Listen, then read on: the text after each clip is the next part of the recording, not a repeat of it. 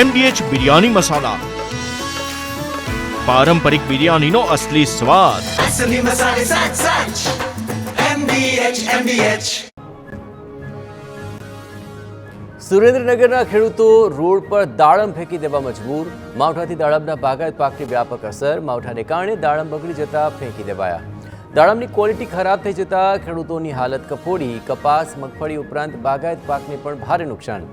દાડમ, સરગવો, લીંબુ જેવા પાકો પણ બગડી ગયા.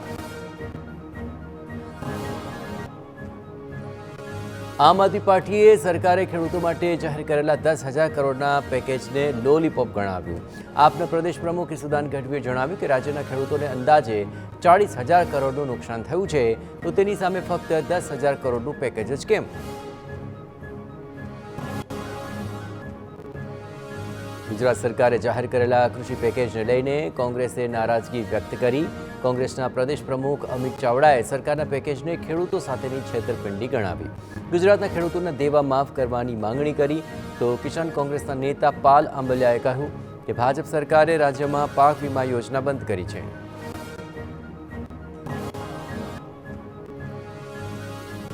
ખેડૂતો માટે જાહેર કરેલ રાહત પેકેજને કોંગ્રેસે મજાક ગણાવ્યું. કોંગ્રેસ નેતા અને પૂર્વ ધારાસભ્ય લલિત વસોયાનું નિવેદન, સહાય પેકેજના નામે ખેડૂતોની ક્રૂર મજાક. 16,000 ગામડા વચ્ચે માત્ર 10,000નું રાહત પેકેજ. વીઘે સરકારે માત્ર 3500ની સહાય જાહેર કરી. કીડી જેવડા રાહત પેકેજને હાથી જેવું દેખાડવા પ્રયાસ. વાવ-થરાદમાં પાક નુકસાનીના રાહત પેકેજ સામે નારાજગી. બનાસકાંઠા જિલ્લા કોંગ્રેસ પ્રમુખ ગુલાબસિંહ રાજપૂતે ઉઠાવ્યા સવાલ. ખેડૂતોને નાના મોટા પડીકા ના પકડાવો. અતિવૃષ્ટિના 2 મહિના થયા છતાં ખેડૂતોએ રૂપિયો નથી મળ્યો. અહીં હેક્ટરે રૂપિયા 22,000 આપો તો ડીઝલનો ખર્ચ પણ નથી મળતો. ખેડૂતોનું દેવું માફ કરવા માંગ. ખેડૂતો માટે જાહેરાત પેકેજને ખેડૂત સંઘે આવકાર્યું. ભારતીય કિસાન સંઘના સંયોજક મનસુખ પટોડિયાની પ્રતિક્રિયા આવી સામે. ખેડૂતોને ખૂબ નુકસાની. હાલ 1 રૂપિયાની આવક નહીં. મુશ્કેલીમાં ફૂલ નહીં તો ફૂલની પાખડી પણ આવકાર્યા. સહાય તાત્કાલિક અસરથી ખેડૂતોના ખાતામાં જમા થાય. સરકારને ખરેખર મદદ કરવી હોય તો ઝડપથી રકમ જમા કરાવે.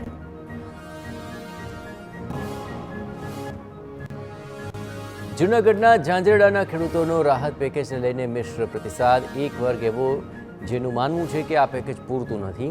વીઘા દીઠ જે સહાય જાહેર કરાય છે તેનાથી વધુ તો ખાતર, મગફળી માટે જાય છે. આ સહાયની રકમ વધારવી જોઈએ. બે તરફ 33%થી વધુની નુકસાનીને બદલે 100% નુકસાનીવાળાને પણ સહાય કરવી જોઈએ. જામનગરના ખેડૂતોને પણ નથી સરકારે જાહેર કરેલા 10,000 કરોડના સહાય પેકેજથી સંતોષ. ખેડૂતોનો દાવો છે કે ખેતીને ખૂબ મોટું નુકસાન છે. ખેડૂતો હતાશ છે. ખેડૂતોનો મત છે કે જે સહાય સરકારે જાહેર કરી છે તે રકમ મામૂલી છે. ખેડૂત કહી રહ્યા છે કે હેક્ટરે નહીં, વીઘે 22,000ની સહાય કરો. ડાંગ જિલ્લામાં કમોસમી વરસાદથી અસરગ્રસ્તો ખેડૂતો માટે સરકારે જાહેર કરેલા પેકેજ મામલે કોંગ્રેસ દ્વારા પક્ષપાતના ગંભીર આરોપ. જિલ્લા કલેક્ટરને કોંગ્રેસે લેખિતમાં કરી રજૂઆત. કોંગ્રેસનો આક્ષેપ, જિલ્લામાં આશરે 2,150 હેક્ટર વિસ્તારના 2,000 જેટલા ખેડૂતોના પાકને થયું નુકસાન, પરંતુ સરકારની સહાય દરેક સુધી નથી પહોંચતી. અમરેલીમાં ખેડૂતો માટે સરકારના સહાય પેકેજથી ભાજપમાં જ અસંતોષ. સહાય અયોગ્ય બતાવી ભાજપના નેતા ચેતન માલાણીએ આપ્યું રાજીનામું. 10,000 કરોડના સહાય પેકેજને ગણાવ્યું ખેડૂત સાથે મશ્કરી. ખેડૂતો સાથે સરકારે અન્યાય કર્યો હોવાનો પણ લગાવ્યો આક્ષેપ. સાબરકુંડલાના પૂર્વ મહામંત્રી એપીએમસીના ડાયરેક્ટર છે ચેતન માલાણી. રાજ્યમાં કમોસમી વરસાદથી ખેડૂતોને મોટા પાયે આર્થિક નુકસાની વેઠવી પડી. મહેસાણાના ઊંઝા માર્કેટ યાર્ડમાં માવઠાની અસર જોવા મળી. કમોસમી વરસાદ બાદ જીરાના ભાવ વધ્યા. કિલો જીરાના ભાવમાં 300 રૂપિયાથી વધુનો વધારો. વેપારીઓના જણાવ્યા અનુસાર માવઠું પડતા જીરાનું વાવેતર મોડું થયું અને ઓછું વાવેતર થતા ભાવ વધ્યા.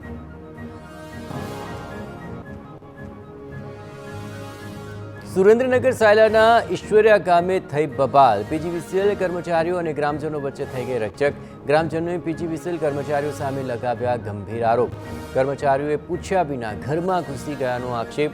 કર્મચારીઓ નંબર પ્લેટ વિનાની કારમાં આવ્યાની રાવ છે. વીજ કર્મીઓ પાસે આઈડી કાર્ડ પણ નહોતા. વીજ કર્મચારી અને તેમના ડ્રાઈવરે કરી દાદાગીરી. સુરતમાં રિંગ રોડ પર કાપડ માર્કેટમાં કરોડોનું ઉઠમણું કરતો આરોપી ઝડપાયો. ઠગબાજને ક્રાઇમ બ્રાન્ચે પુણેથી મીઠાઈની દુકાન ચલાવતા ઝડપી પાડ્યો. આરોપી 2 દુકાન ભાડે રાખીને ઉધારમાં કાપડ લઈને થયો હતો ફરાર. આરોપીએ 2.11 કરોડનું ઉઠમણું કરી પુણેમાં મીઠાઈની દુકાન કરી હતી શરૂ, જ્યાં પોલીસથી બચવા માટે આરોપી અને અન્ય વ્યક્તિના નામનું સિમ કાર્ડ વાપરતો હતો. સુરેન્દ્રનગરના થાનગઢમાં સીન સપાટા મારનારાઓ પર તવાય. પોલીસે બાઇક લઈને સીન સપાટા કરનારાઓને પાઠ ભણાવ્યો. બેફામ બાઇક લઈને ફરતા યુવકો વિરુદ્ધ હતો ફરિયાદ.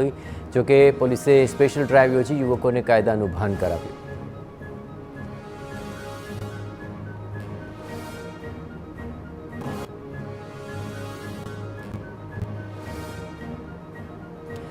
રાજ્યની પંચાયતોને ભ્રષ્ટાચાર મુક્ત કરવા સરકાર કડક.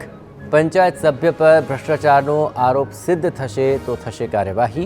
ડીટીઓ અને ઉપરી અધિકારીઓને અપાય કાર્યવાહીની સત્તા. જિલ્લા તાલુકાના પંચાયત પ્રમુખ સામે પણ કાર્યવાહી કરી શકાશે. સાદી અરજી કે મૌખિત બાતમીના આધારે પણ ભ્રષ્ટાચારની તપાસ થશે. ચૂંટાયેલા હોદ્દેદારો સામે કાર્યવાહી કરવાની સત્તાનો પરિપત્ર જાહેર.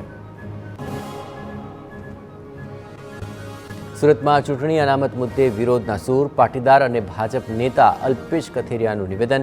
શિક્ષણમાં અનામત લીધું તેમ ચૂંટણીમાં અનામત લેવું પડશે. પંચાયત, જિલ્લા પંચાયત, તાલુકા પંચાયતમાં 27% અનામત લાગુ કરાય. આ નિયમનું પરિણામ ખૂબ જ ખરાબ મળશે. ગામમાં તમે 100% હશો તો પણ અન્ય સભ્યોને લડાવવા પડશે.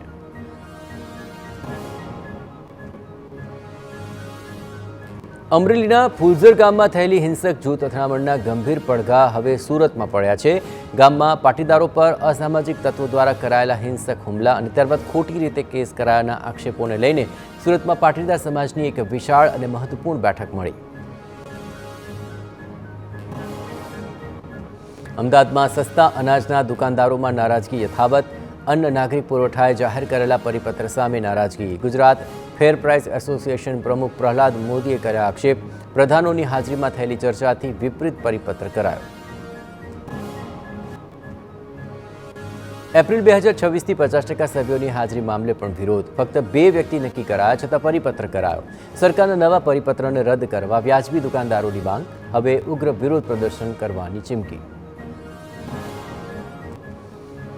વાવ-થરાદમાં વિરોધીઓ પર વરસ્યા વિધાનસભા અધ્યક્ષ શંકર ચૌધરી. નામ લીધા વિના કોંગ્રેસ પર શંકર ચૌધરીના શાબ્દિક પ્રહાર. બાગાયતી ખેતી દાડમનું ઉદાહરણ લઈને વિરોધીઓ પર તાક્યું નિશાન. કોણે દાડમ વાવ્યા, કોણે બાવળ વાવ્યા તે બધા જ જાણે છે. તમે કોઈને આપી ન શકો તો કંઈ વાંધો નહીં, પણ મારા ખેડૂતોની સામે તો ન જ પડો. મહેસાણામાં જુગાર રમતા 14 શખ્સો પકડાયા છે. તાવડિયા ગામેથી જુગાર રમતા કુલ 14 લોકો પકડાયા. આરોપી પાસેથી રોકડા રૂપિયા 31,000 સહિતનો મુદ્દામાલ જપ્ત. જુગાર રમવા માટે વપરાયેલા 189 પ્લાસ્ટિકના કોઈન પણ જપ્ત થયા. પકડાયેલા આરોપીઓ વિરુદ્ધ મહેસાણા તાલુકા પોલીસ સ્ટેશનમાં ગુનો દાખલ. પકડાયેલા આરોપીઓમાં મહેસાણા, સિદ્ધપુર અને પાલનપુરના રહેવાસી.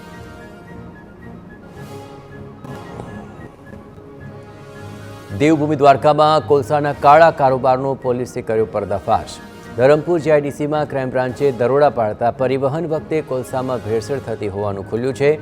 ઊંચી ગુણવત્તાના કોલસાને બદલીને હલકી ગુણવત્તાનો કોલસો ભેળવતા હોવાનો ચોંકાવનારો ખુલાસો થયો છે.